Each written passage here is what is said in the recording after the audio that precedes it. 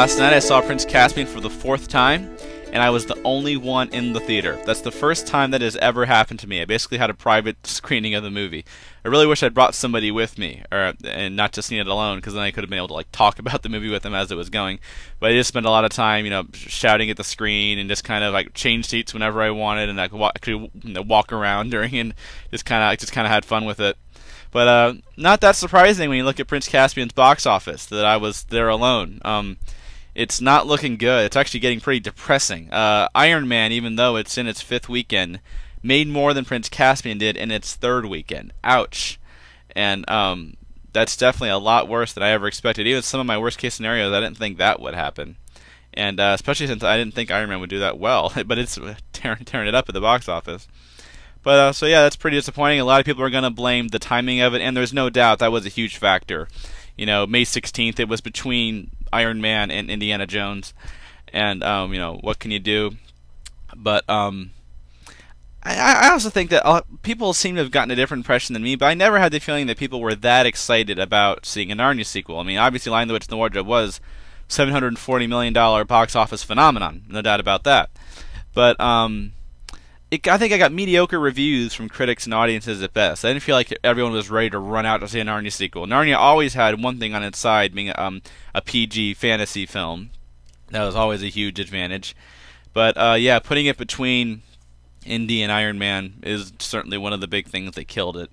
And we'll have to see if they change Don Treader's release date. I would think they would. I mean, you don't want this to happen again.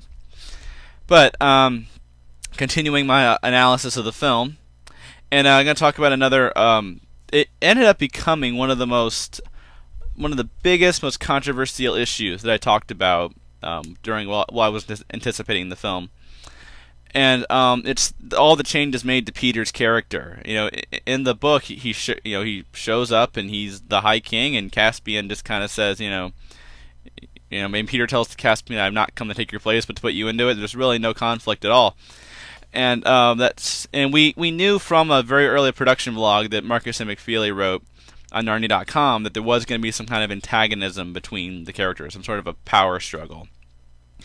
And we thought that when we saw Peter and Caspian fighting in a later video, we thought that, oh my gosh, this is that power struggle, this is that antagonism, they're trying to kill each other. And fortunately, that's not what it was. It was just a mistaken identity. Still, I still think it's kind of a dumb fight, not very well choreographed either, but kind of dumb having a fight, I don't know. But hey, let's sigh of relief. It was just a mistaken identity. They weren't really trying to kill each other. But this whole thing, first off, all the changes to Peter's character, let me first reluctantly acknowledge that there is some basis for all this in the book. The first thing that Peter says to Aslan when they meet in the book is, "Oh, I'm sorry, I've been leading them wrong all along." And he leads them kind of in a circle for a while, and he's kind of relying on himself and his memory of Narnia, which is obviously different. And although Peter doesn't come across as annoying as he does in the film.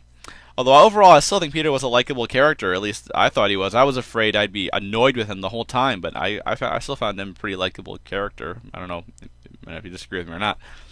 But and also there were short tempers in the Narnian army we know that Lewis talks about. And after the battle that went wrong. And so that's where the whole antagonism part of the film comes from.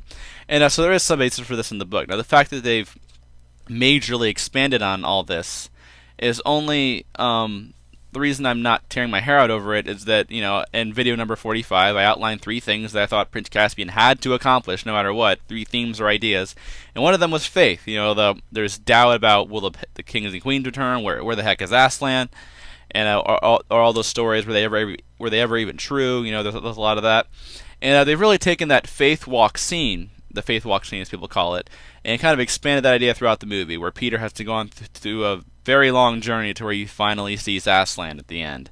And in the book, Peter does say, when Lucy says she saw Aslan, he does, basically say that, Lucy, you might be right, but I just can't help it. I just can't do that.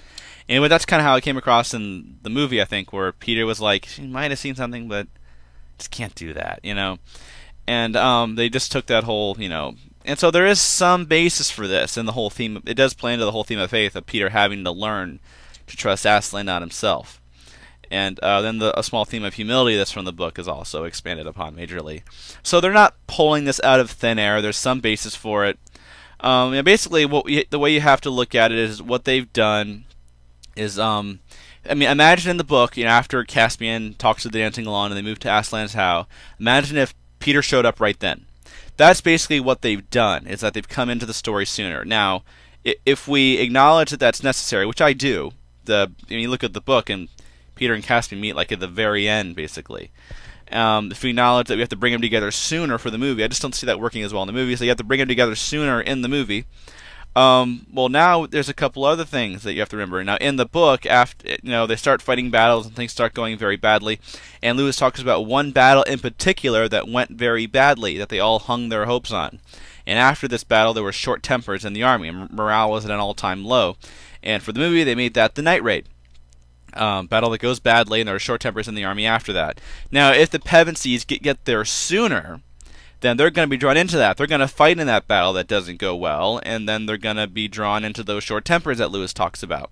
So the only real change here they made is that the Pevensies show up sooner, which I acknowledge was a necessary change. But it's one of those things where they make one change, which was a necessary one, and it forces them to make another change and another change. And so once again, even that scene that I cringe at every time of Caspian and Peter shouting at each other, I can't stand that scene. Even that, I have to reluctantly acknowledge there is some basis for it. And ultimately, that's the reason I'm not pulling my hair out over this. I really don't like what they've done with Peter. I don't like the whole rivalry thing. But I can reluctantly accept it and be okay with it and still enjoy the film and not pull my hair out over it, because I do acknowledge there's some basis for it in the book. And my biggest concern was really, it was, the major theme in Prince Caspian, really the whole series really, but I think none more so than Prince Caspian, the whole idea that was so important to Lewis, the myth becoming fact.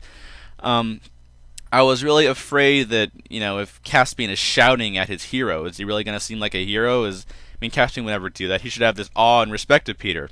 So that's why I didn't like it in the film. It just felt like, Caspian would not do that to his hero, Peter the High King out of myth and legend. I acknowledge there is some basis for it in the book. That's why I'm not pulling my hair out over it, but it just seems like that would never happen. So Peter in the movie, this isn't really in the book. There is that part where he chooses not to follow Lucy, but, in the movie he kind of has this doubt about Aslan. I think we waited for Aslan long enough. He doesn't really think Aslan's going to return, And in the book, really there was a lot of drama over, are the Pevensies going, are the kings and queens of old, are they going to return? There's a lot of that, and a lot of debate over that. And since they brought the Pevensies into the story early, of course they couldn't do that anymore, as far as, and they also, the blowing of the horn, which was a necessary change, was earlier in the story.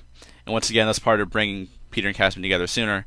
They couldn't really do that drama over, are the Pevensies going to return? So instead they did it to Aslan, which captures the spirit of that. Of it's Aslan, who is he going to return? Is he going to save the day? And Peter is one of those people who thinks he's not. And so then at the very end, Aslan, of course, comes in just in time to save the day.